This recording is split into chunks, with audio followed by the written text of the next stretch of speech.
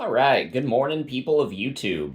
So this time we have another fun deck profile for you today, coming into the BT11 format from EX3. So this is a deck profile that'll work for either format. We have Diaboromon today. So in the past, Diaboromon has not been regarded as that great of a deck, and I think it's more of a rogue pick than anything. I don't think anybody's going to win any regionals with this deck, but it does have some pretty gnarly plays that can really catch your opponent off guard and will win the game if you can set it up correctly. And it's a deck that the setup is actually really easy to do now. With some of the newer cards that we have access to in some of the later sets, Black in general has just gotten a lot of support. So without further ado, we'll go ahead and get into the deck profile. So starting off with the Digitama, I am playing 2 copies of the Sumemon from BT2 and 3 copies of the Sumemon from BT5. So the main reason I started with this split was because I couldn't find a 4th copy of the BT5 Sumemon, to tell you the truth. But in testing, I did really like the full house split because there are times that you do want the extra 2,000 on your Diaboromon stack to make sure that you aren't dying into security. But the BT5 Sumemon is actually a lot better in the early game because if you have to start swinging with your Kimeramons or your Kurosarimons, this card can actually start drawing you some extra pieces. So these are great cards, and really the only eggs you want to be playing in a Diaboromon deck are Sumemon cards. So going into the rookies, we have one of the best cards in the deck, the BT5 Kimeramon. This is a double searcher, like the Huckmon in Jesmon decks. I think this is arguably one of the best searchers in the entire game of Digimon. Obviously, I think Huckmon is the best one because it just hits 2 of any cards in the archetype. This card reveals 5, grabs any cards in your archetype, as well as a Tamer. So this card is just phenomenal. You need to hit your Tamer. You need to hit your archetype-specific cards in order to get started. And this is a card that you will pretty much never evolve in the raising area because of how good its search effect is. This is basically the... you want to treat this the same as that Huckmon because it's as good of a searcher. So we have the EX1 Kimeramon to give you plus 1,000 for every token you have in play. The way this deck works is you want to get at least 1 errata in play, which is your Tamer. It'll give you extra memory at the start of your turns, as well as whenever you evolve into a Diaboromon, you tap the errata to start spamming out some tokens. And so the way these cards work is it says, this Kimeramon says for each other Digimon you have in play with the same name as this Digimon, you get plus 1,000. So this is going to be on your Diaboromon since it's in your stack. And then so for every Diaboromon you have in play, which you put in more with the tokens, you get plus 1,000. So this is making sure that your Diaboromon will not die into security. It's a very good rookie, and it's one of the main cards you want in your stack. Next, we got 4 copies of the BT2 Kimeramon. Lets you draw extra cards. It says that if you play a Digimon with the same name, you get to draw a card. So if you tap multiple erratas and play multiple tokens, you are drawing multiple cards. This card is great at refilling your hand and setting up your second Diaboromon play if your first one goes down. The last rookie I'm playing in the list is just a single copy of Chumon. Blocking memory gain is really important. Bloom Lord's a nuisance. Blue Flare's a nuisance. There's a lot of decks into BT11 that gain a lot of memory, like Ulforce. This card helps put a damper on some of those. So, playing 13 rookies because we want to be building up into a lot of level 4s. And you'll see why in just a second. The level 4s are where most of our good inheritables are. Starting off, we have the 4 copies of the BT2 Kurosarimon, which says if you play another Digimon with the same name, you gain a memory. So like the Kimeramon, it just gives you memory. There are times that you can get 2 of this into your stack, and if you have 2 erratas in play, then you can gain 4 memory off of evolving into Diaboromon, which nets you positive in most situations. This card is absolutely phenomenal, and it's one of your main inheritables. Next, we got 4 copies of the BT5 Kurosarimon. Its inheritable says all of your Digimon with the same name gain Rush. So whenever you're playing all of your tokens, you can actually clean up with those as well. This card is phenomenal for putting on a lot of aggression, but the main reason you're playing 4 copies of this card is specifically for its Wind Digivolving, because it says if you don't have an errata in play, you get to play one from your hand. again, this deck needs errata in order to function. So most of the time your play will be evolve the Kimeramon that you hard played turn 1 to get your searches into this card to play an errata that you searched off of.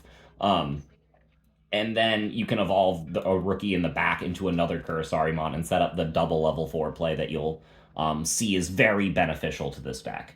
But this is one of the main level 4s that you want to be seeing early game. And because you need to see it early game to establish the errata, I'm playing 4 of it. The last 2 Kimeramons are a little bit more niche. I'm playing 2 copies of the promo. This card gives every card with the same name as this Digimon decoy black and white. So all of your tokens can protect your main Diaboromon stack from things like Hades Force, which is going to be pretty important coming into the next set. The last level 4 I'm playing is 2 copies of the EX1 Kurosari. This is by far the worst one, but it can have niche applications. It says if one of your Digimon of the same name as this Digimon is deleted, you unsuspend.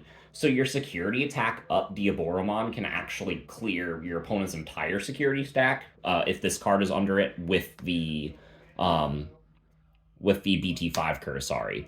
Because you can give all the tokens that you'd play Rush. You swing with the Diaboromon, clear most of their security. Swing with the token, clear their last little bit. The token dies, you unsuspend the big stack Diaboromon, and then swing with that for game. This card can create OTK scenarios, but it needs other cards in conjunction with itself in order to do that. So it's a good card. I wouldn't play more than 2. But these are the 12 level 4s that we're playing. It's a little bit high, and you'll see why that is whenever we get into the level 5s. But for those, we have 2 copies of Inframon from EX1. Its opponent's turn effect is not very good, to tell you the truth. It can come up into matchups like Bloomlord. The main reason you're playing it is because of its all turns effect and it's inheritable that buffs your tokens by 2,000 power. So it makes your tokens a little bit harder to deal with. It makes it so that sometimes they can actually block things and like live, so that you can put on aggression with them on the following turn. It's a pretty good card, but you'll find that the Inframons are generally lackluster. The last Inframon we're playing in the list is a one from BT5. The reason this card is in the list is because it can warp on top of a Kimeramon, and it gives you a neat inheritable that if it dies, you get to play a token. And Diaboromon tokens are great, but this card can help fix hands if you aren't drawing the proper pieces. Mostly, I just wanted another level 5. You could drop this to play another copy of the EX1 Inframon. You could even play the BT2 Inframon, or even something like Warumonzemon for a cheaper Ditch Evolution cost. I think all those are viable options. The main level 5 we're playing in the list is 4 copies of Chimeramon.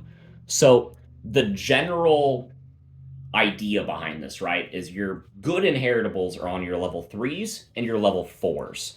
So if you can stack those inheritables underneath a Chimeramon and evolve into a level 5 for free, and then just go into the Diaboromon from there, that's really great. Also, this gives you the ability to put inheritables under itself from trash whenever you evolve into it. Again, that's fantastic. And you'll notice that this deck wants to gain a bunch of memory off of effects like the BT2 Kurosarimon, and things of that nature. Well, so memory blockers kind of do a number on this deck. If you evolve into Chimeramon, it's going to be white and black, and it'll clear your opponent's boards of 2Ks or less. So you'll blow up the Terriermons, the Gazimons, the Chumons that are kind of impeding you from going forward, while setting up multiple really good inheritables for a Diaboromon stack. This card is absolutely phenomenal in this deck, and one of the main reasons I think this deck actually has a chance of winning games coming into the next format. Because without this card, you would have to rely on things like Inframon, and these cards just aren't that good. But Chimeramon is. Like, this card solves all of the deck's problems. It can even lower the power of some of your opponent's big level 6s and 7s so that your Diaboromons can swing over them with the boost off of the Hiro and the Kimeramon. This card is absolutely phenomenal, and I think if you are trying to play any less than 3 or 4 in your list for Diaboromon, you're doing yourself a disservice because you're forcing yourself to rely on cards like Inframon, and that just isn't great. But yeah, this is one of the main newer cards that this deck got, and it's not even an unidentified Digimon. It's just it's a non-archetype support, just generic good card. But with that, we get the exciting section of the deck. We'll go into the level 6s. I got 4 copies of the EX1 Diaboromon. This card has a really good security effect, because if your opponent hits it, then you get to play a token, which is great. Extra bodies is phenomenal. It gets a Diaboromon in play so that you can start doing some Diaboromon things. But the opponent's turn effect is it gives all of your cards with the same name as this Digimon blocker, which is phenomenal. You can turn a wall of tokens into a wall of blockers that your opponent can't break through. This is a really good card at helping you stabilize. That way you can set up anything you want to do. If you have this card in play, it'll be very, very hard for your opponent to break your board. And yeah, it's phenomenal. I think you should absolutely be playing 3 or 4 of this card. You could make the argument to go down to 3. I just really, really like it. Next, we got 2 copies of the promo Diaboromon and 1 copy of the BT5 Diaboromon. Honestly, I'm going to drop the BT5 Diaboromon for another copy of the promo. The BT5 one is here to help in the early game by giving you an extra token when you evolve into it. So in the early game, when you only have like 1 errata in play, evolving into this will make your board just have 3 Diaboromons, including the 2 tokens, which is nice. But the promo Diaboromon is just much better. Gaining security attack +1 for every token you have in play, and just having security attack +1 for itself, is phenomenal. This is the card that will just clear your opponent's entire stacks, and it's one of the main reasons that this deck has any offensive pressure at all. Like, you can run into situations where, you evolve into the double Kurosari, put yourself to 0 memory, go into the Chimera, clear their memory blockers, and then evolve into this, play 2 tokens, gain back 4 memory off of your double BT2 Kurosarimons, and then swing for game. It's absolutely insane. This card can just clear entire stacks, and I'm very, very happy that it got a reprint, because this card had been too expensive for way too long. So the only level 7 I'm playing is the single Armageddonmon. I was playing Deathxmon, but I decided to cut the card for just more consistent pieces. It's great, but it's a big commitment. The Armageddonmon is really cool. It provides you another hit for just 3 memory, and it turns off level 7s when digivolving effects, which is nice. Just a generic counter against like Omnimon X Antibody and good level 7s in the format. This card feels entirely cuttable, but I do really like it. It is another aggression piece, and it's in archetype, and it just looks cool. But overall, this is a kind of a win more card, and it's the least necessary card in the list, but it is really nice at helping you close games sometimes. For the Tamers, we got 4 copies of Errata. This is the most important card in the deck. I've already touched on this pretty heavily. One of the weaknesses of this card is you have to have a unidentified Digimon in your trash in order to gain the memory at the start of your turn. So you're kind of relying on your opponent attacking into your security.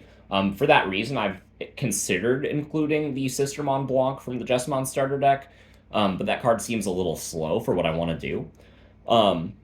But this is the best Tamer that this deck has access to at the moment, and the second this deck gets another copy of this card or another Diaboromon support card, this card stocks go through the roof, because this card is phenomenal. Just playing tokens for free is absolutely insane.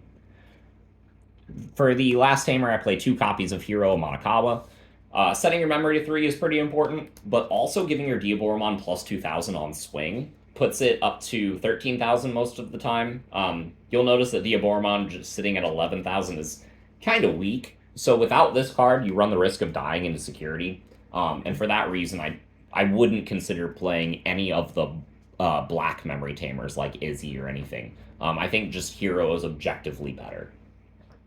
But going into the options, I'm playing one copy of Crimson Blaze because it helps stabilize into decks like Bloom Lord. We have Hiro, so we have access to this card. This is actually a card that I want to bump up, and I'm considering just cutting the Armageddonmon in general for a second copy of this card. And closing out the list, we got 3 copies of Black Memory Boost. This is another reason I want to bump up the promo Diaboromon, because this is actually the only black level 6 that we play in the list. So the other Diaboromons can kind of whiff off of this card. But setting up a memory boost to get a burst of 2 memory at the start of your turn, or just at any point in your turn, is really good. Searching out key combo pieces like important Kurisarimons, or even grabbing the Kimeramon to filter your deck even further, is phenomenal. Having access to memory boost is something that is really good for this deck, and I do like the black memory boost more than Pride. If I was playing more copies of like the promo Kurisari and the EX1 Kurisarimon, I would consider playing Pride memory boost, because just playing a level 4 and getting a memory boost is something that this deck absolutely wants to do. But this is the direction that I took with this deck. I wanted consistency and a fast Diaboromon stack that can kind of set my opponent off balance early game. And I think the black memory boost can help you fix brick hands at the beginning of the game, as well as set up for your later plays. But that's it. That's the deck profile, everybody. I think there's actually a lot of ways to go about building this deck. There's a lot of things that this deck has access to, a lot of plays that it can do. And yeah, let me know in the comments down below how you guys decided to build your Diaboromon decks. And also, if you liked this style of video, I'm using a different camera setup, different mic setup, trying to see what works, trying to get a crisper video for some of the people that wanted the video quality to be a little bit better. So in the comments, let me know if this helped that problem.